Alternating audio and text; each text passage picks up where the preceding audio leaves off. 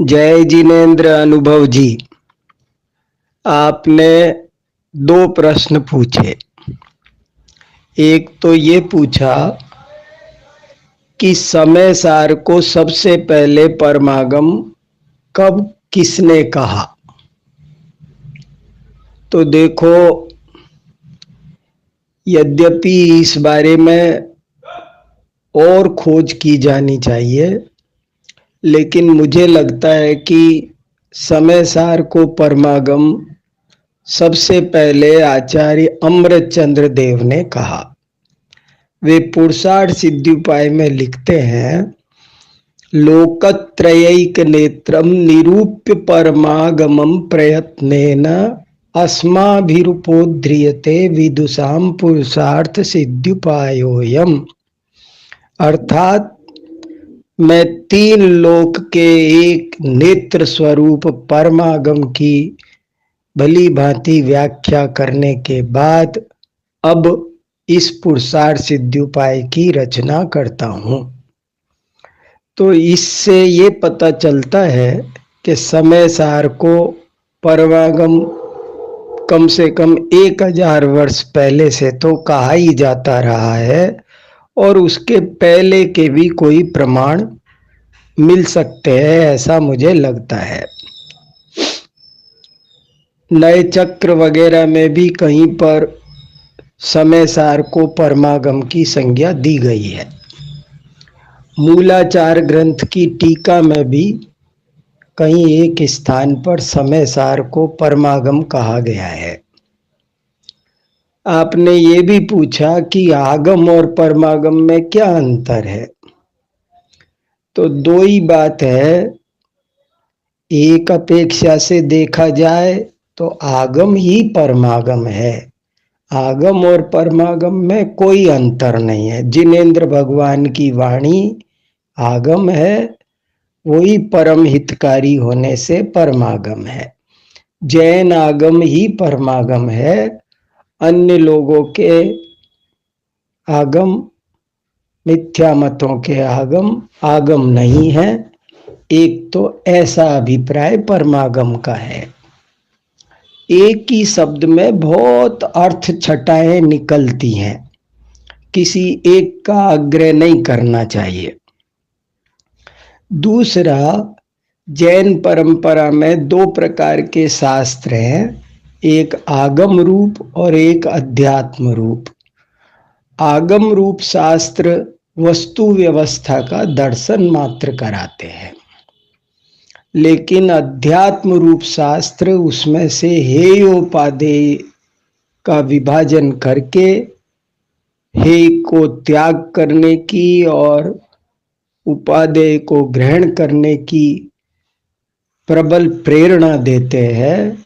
इसलिए उनको परमागम कहा जाता है। परम हितकारी होने से हम जीवों के विशेष प्रयोजनभूत विषय को रेखांकित करने के कारण अध्यात्म ग्रंथों को परमागम कहने की परंपरा चलती है। तीसरी बात आपने ये पूछी कि क्या ये समय सार मुनियों को ही पढ़ने के लिए है, क्या वो मुनियों की प्रधानता से लिखा गया है। तो देखो, मैंने बहुत गहराई से इसको अध्ययन किया है, और जो बिल्कुल ईमानदारी से मेरी समझ में आया है वो ये आया है कि समय सार वास्तव में देखा जाए तो वो चतुर्थ गुण स्थानवर्ती जीवों के लिए लिखा गया है। वो तो अत्यंत अप्रतिबुद्ध जीव को मिथ्यात्व दशा से उठाकर सम्यक्त दशा में स्थापित करने के लिए लिखा गया है। पूरा समय सार आप देखते जाइए। समय सार कार की दृष्टि में वास्तव में 14 गुण स्थान नहीं है, वास्तव में 2 ही गुण स्थान है। एक मिथ्यात्व गुण स्थान है और दूसरा सम्यक्त गुण स्थान है। बस खेल खत्म। समय सारकार कहता है कि जिसने आत्मा को नहीं जाना वो कितना भी सर्वागमधर हो, कितना भी वद नियमाणी करंता हो, तो वो मिथ्या दृष्टि है, संसारी है। और जिसने आत्मा को जान लिया वो कैसी भी स्थिति में हो समुक्त एवं। मिथ्या दृष्टि के आश्रव ही आश्रव है, बंध ही बंध है, और सम्यक दृष्टि के सदा काल संवर ही संवर है, सदा काल भोग के काल में भी निर्जरा है। ये भोग के काल में निर्जरा किसके हो सकती है, जरा आप विचार करो। इसलिए समय सार को मुनियों के लिए लिखा गया है, ये मेरे बिल्कुल नहीं समझ में आती है बात। मुझे इसके पीछे कोई दूसरा दुरभिप्राय नजर आता है या अज्ञानता नजर आती है। समय सार तो वास्तव में लिखा ही गया बहुत ही प्रथम भूमिका वाले के लिए है। प्राथमिक भूमिका वाले को प्रथम में प्रथम, जैसे किसी को सर्वप्रथम राजा को जानकर उसकी श्रद्धा करनी चाहिए अर्थार्थी को, ऐसे ही मोक्षार्थी को सर्वप्रथम आत्मा जानना चाहिए।